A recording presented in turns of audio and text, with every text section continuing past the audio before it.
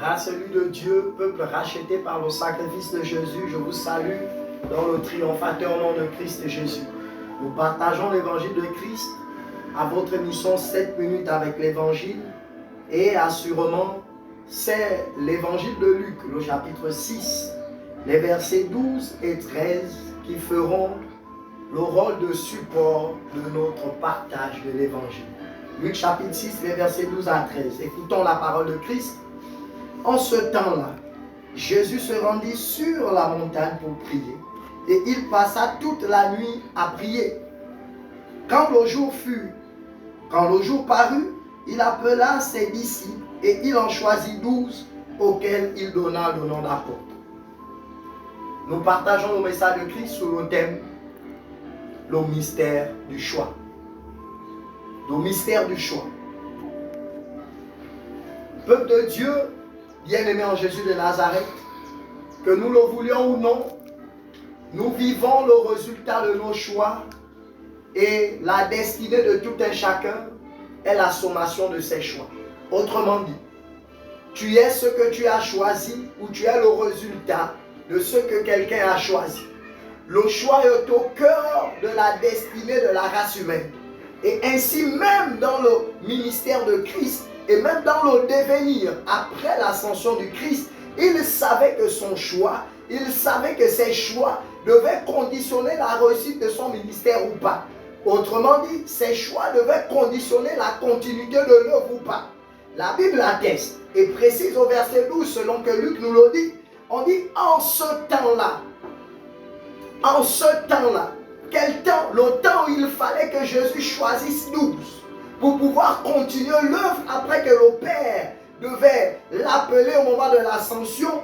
Il dit en ce temps-là, Jésus se rendit sur la montagne. Le temps du choix est capital. Lorsque nous devions faire un choix, le Christ nous enseigne premièrement qu'il y a une veillée de prière. Il y a un temps d'intercession et ce temps d'intercession se fait la nuit. Parce que la qualité de notre choix sera le résultat de notre intimité avec le Christ. Sera le résultat de notre intimité avec le Saint-Esprit. Et on nous dit en ce temps-là, peuple de Dieu, race élue de Dieu, en réalité, à un certain niveau de ta vie, ce qui t'arrive, c'est le résultat du fait qu'au temps où il fallait choisir, tu as choisi avec la chair. Oh, on peut entendre la voix de l'apôtre Paul qui s'adresse dans le livre de 2 Corinthiens au chapitre 4. Il dit, nous ne sommes plus attachés aux choses visibles, mais nous sommes attachés aux choses invisibles. Parce que les choses visibles sont passagères et les choses invisibles sont éternelles. C'est pourquoi, en réalité, qu'est-ce qui doit choisir en nous? C'est notre foi. C'est la foi qui a le pouvoir du choix. Et gloire soit rendue à Jésus parce que le fondement de la foi, selon Romains 10, les versets 17, la Bible atteste que la foi vient de ce que l'on entend. Et ce que l'on entend vient de la parole de Christ. Or, l'apôtre Jean atteste dans son épître que toutes les choses passeront sauf la parole. Si tu veux que tes choix te soient favorables et tes choix soient éternels et que tes choix soient profitables même après toi, en réalité, tu dois baser tes choix sur la parole de Christ. Et c'est le meilleur choix. Écoutez-moi très bien, peuple de Dieu. La Bible nous dit qu'il passa toute la nuit. Il passa toute la nuit. Or, qu'est-ce qu'est devenu un adorateur?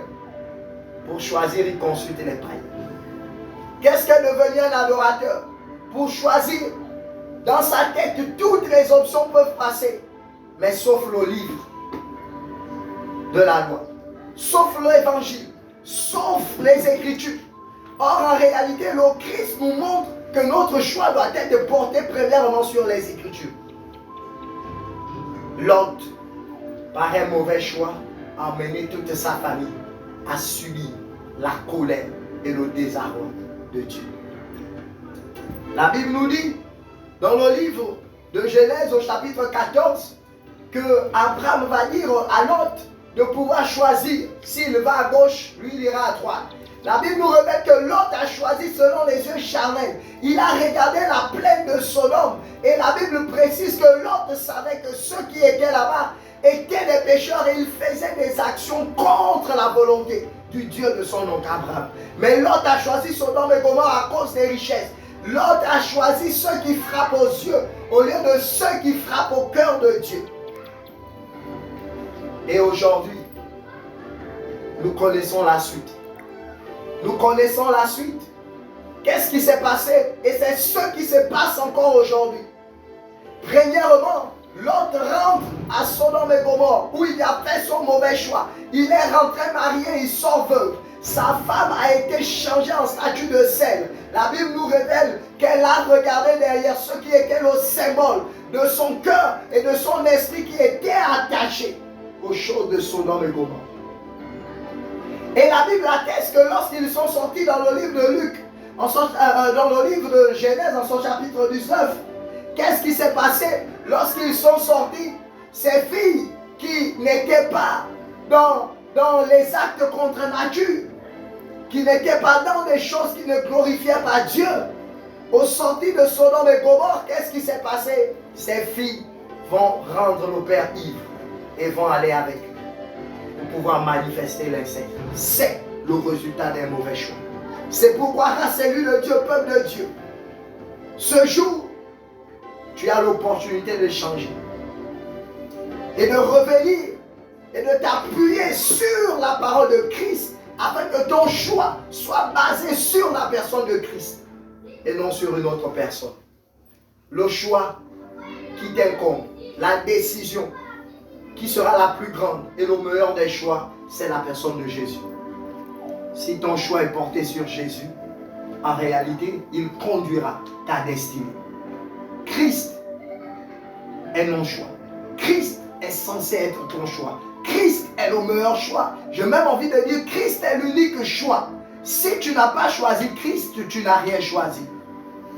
Attache-toi à l'œuvre de la croix. Choisis Christ et assurément ta destinée connaîtra notre gloire. Sois béni au nom de Jésus. Amen.